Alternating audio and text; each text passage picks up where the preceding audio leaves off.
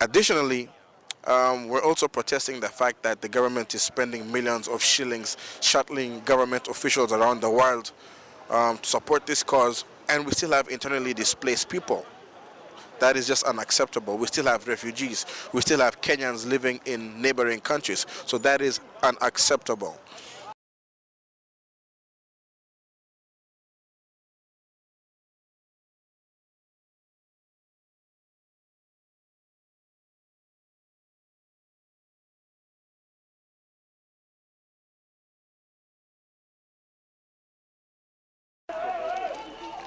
The post-election violence in Kenya did not only cost lives, hundreds were displaced. Among those displaced were some 2,000 Kenyans who sought refuge in Uganda.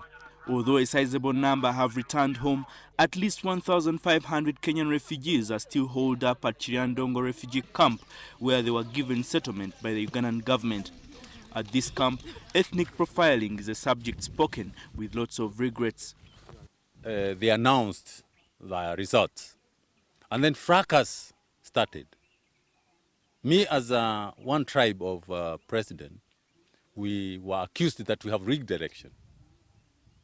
Actually, I couldn't understand how can I rig election, and I'm just down the level. So the fighting erupted. We had to run away to Uganda. Like Joseph Githu, life has been tough for the other refugees, and as destitution becomes their way of life, they have to depend on handouts from humanitarian organizations for survival. The life is completely hard because sometimes when we have no rain, we have no something to eat. And also our people cannot get money from anywhere. Being a refugee is a bit challenging because when we came here, we were given land with empty hands. The government of Kenya, I can say, have neglected us. Since we came here, we have not had a penny. Ebu muangalie ile nyumba ambayo tunaishi manyumba ile haifai. Pale tulikuwa tuna manyumba ya mabati, tulikuwa tumeendelea kimaisha, tulikuwa na mabiashara kubwa kubwa, hata wenzetu hata tulikuwa na magari. The challenges facing these refugees at Chiriandongo are enormous. The houses in which they live and sanitation facilities are in disrepair. Their children do not go to school, and as a result, many of the young girls here resort to prostitution to earn a living and keep them preoccupied. In Kenya, we had our husbands, some of them were business people, some were employees of the government or NGOs or whatever, but here they have no income. So they all look at you, asking for ugali, asking for good meal. There isn't. And even for the education of children, well, the books, they come to mama. Whatever they need, soap, they come to mama. Today, though, they have been visited by familiar faces. Members of the Commission of Inquiry set up after the 2007 elections to investigate the gross human rights violations and other historical injustices in Kenya. The Truth, Justice and Reconciliation Commission. The commission was here in Chiriandongo to hear firsthand their feelings about reconciliation efforts being undertaken by the Kenyan government.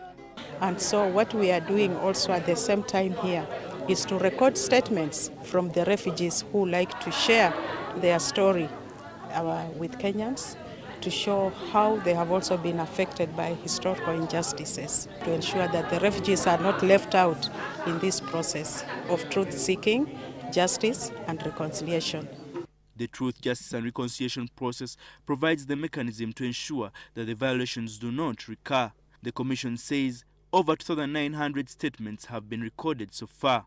But the Kenyan community here in Chiriandongo want their government to come up with real solutions to their problems.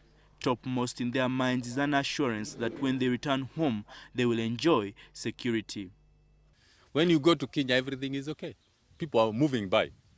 But it is just a tick of an iceberg on politics and then the war, because these have been continuing.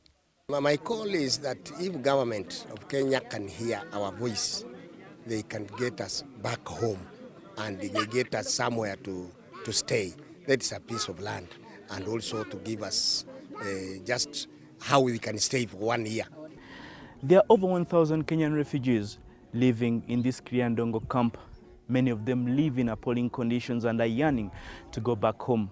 But they are hesitant because they're not sure of their security back home. They feel forgotten by their own government, and they're looking at the commission as a ray of hope. Hope that they may be going back home very soon. Michael Baleke, NTV in Chiriandongo.